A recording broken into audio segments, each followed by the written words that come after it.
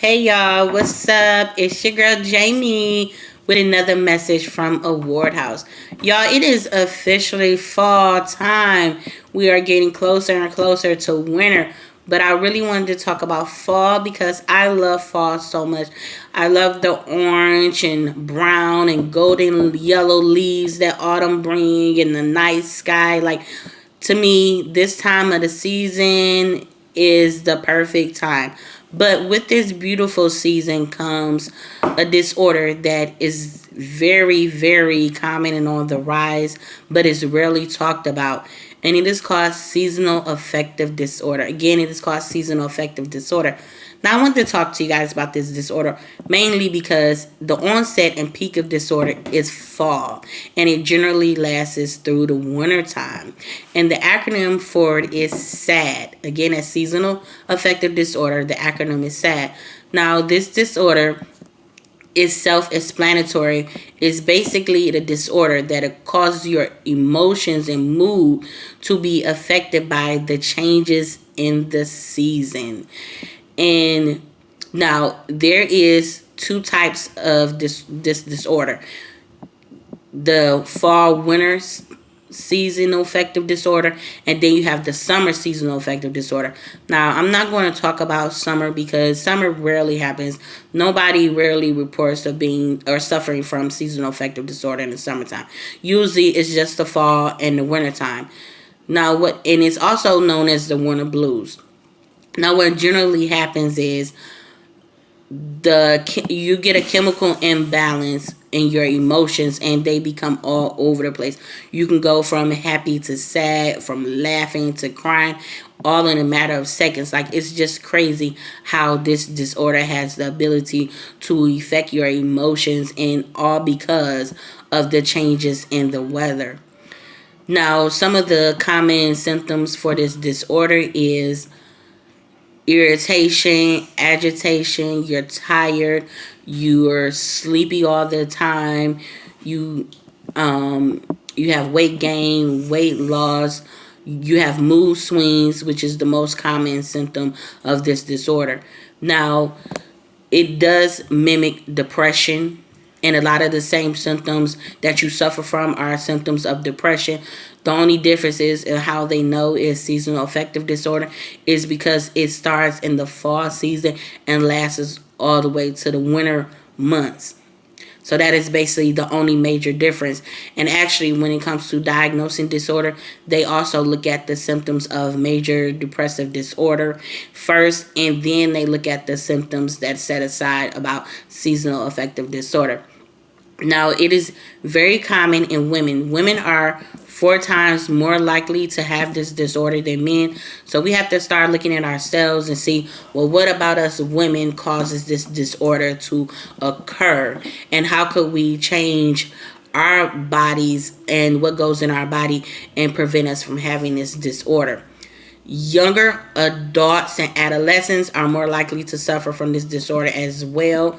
Children are on the rise, and this is one of the main reasons why I wanted to talk about this disorder, because I'm like, oh my God, why are children starting to suffer from disorders, depression disorders? And I could see why a child is suffering from this disorder only because in the summertime, they're in school a lot. They're outside having fun, living life, enjoying. And then all of a sudden, when fall comes, it's time for them to get back in school. And they're have to be stuck in the house doing their homework. They're not socializing as much as with their friends. And when they can go outside, is really prevented because the weather may be messed up, maybe snow on the ground, rainy. So it stops them from having a life. So I can see why they suffer from this disorder as well. Also, if you have a history of bipolar, schizophrenia, major depressive disorder, any type of disorder like that in your family, you're more likely to suffer from this disorder as well. Another important fact is that if somebody in your family, like your mother or father, suffer from seasonal affective disorder, you're more likely to get this disorder. And so we want to also make sure we focus on our history and see what's in our genes and what's in our DNA so that we can try to prevent a lot of disorders and illnesses from happening to us. Now, the most interesting fact I found out when I was researching this disorder is that it also depends on where you're located in the world. So if you say north and south of the equator, you are more likely to have this disorder. And basically, it's because in the middle of the equator, you get a lot of sunlight. But if you're at the north and the south of the equator, you don't get that much sunlight. And I was like, oh my God, is they really tripping? Is true? How can your location of where you live judge you and make you have a disorder just because you're not close enough to the equator? But it's true. And they were saying that because the sunlight, our body needs sunlight really to function and to live, and our emotions need to be at a high level in order for us to really be in a good place. So if you're not getting any sunlight, then you get in a depressive, in a droopy, in a down state. And basically that's where it comes along with the whole sunlight thing. And I feel like I can see that that's very important, and that's true, because a lot of times they say if you're outside more, you might feel a little happy. I remember when I went to therapy, that my therapist would always tell me, you need to go outside, open up your blinds, let some sunlight in the house. And I kept figuring out, why don't I need sunlight? But I see why a person needs sunlight. It's all because it helps you function and it helps your mood be in a good spirit. So keep going with the whole light thing. I want to talk to you guys about treatment, because there's 3 different types of ways you can treat this disorder: light therapy, talk therapy, and of course SSRIs or antipsychotic or anti-anxiety medication.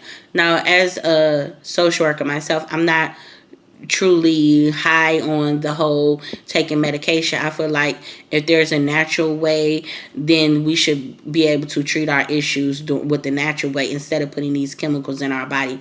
So light therapy is the most common form of treatment. And when I heard about light therapy, I'm like, what are you talking about? You want me to sit in front of a lamp inside my house? I mean, you want me to get a light bulb that's laying around my house? I don't understand. They say it's bad to stare at light. So what do you want me to do? So actually, it's a box, and it has a special type of big light bulb in it. And you basically sit in front of this light box throughout the day several times. And it just helps brighten up your mood. It makes you feel happy. It puts a smile on your face. And it actually works. I've talked to people who say this actually works. And it's a good way. And it's a cheaper way than taking medication. Also, of course, talk therapy is also good. If you don't feel comfortable going to see a therapist, or you don't feel comfortable talking to your friends and family, just talk to a stranger, because they're the best person anyway to help you through your issues, because they're not judging you, and they 9 times out of 10 they're not going to see you again. They don't know you, so you don't have to feel embarrassed about anything. But it's best and it's comfortable to us, just talk it out. We want to eliminate so many things from happening to us. If we keep things built up and we don't talk about it, a lot of the times we start to suffer and we start to turn to alcohol or drugs or pills, and that's something we don't want to do. Also, people who suffer from seasonal affective disorder have a high risk of committing suicide. And we don't want that to happen. We want to get the suicide numbers down as low as possible. And one day, hopefully, we can eliminate suicide from even happening, because so many people are out here dying from accidents, illnesses. We don't need to add suicide to there as well. And, even though September was Suicide Awareness Prevention Month, so we want to just keep that spirit going and just bring awareness to suicide, and also bring awareness to seasonal affective disorder. because this is a disorder that is generally truly caused by the different changes in the season. And when you start to realize what I'm talking about, listening, you can understand what I'm talking about, because if you've been around people, you know that generally a lot of people are more happier in the summertime, and then all of a sudden when that fall come, it's like they just flipped the script. They just went from Dr. Jekyll to Mr. Hyde. Like, it's so different because they're sad and depressed, and they're trapped in their own feelings and their own emotions, and they're going through all these different mood swings, and they don't want to be around you. And it's all because of being in the house and having to face your demons and whatever issues that you're suffering from. So it's best that we get help for our problems so that we can get rid of all these illnesses and these depressive disorders, and just learn to love ourselves and love everyone around us. And also, if you see anybody, or you feel like somebody is going through a crisis, or is heading for depression, or heading for suicide, give them a hug. Show them that love. Give them a smile, because there's nothing wrong with telling somebody you love them. There's nothing wrong with smiling at a person. There's nothing wrong with giving them a hug. Even if you don't like your family like that, if they're in a dark place, and they need a shoulder to cry on, be there for them.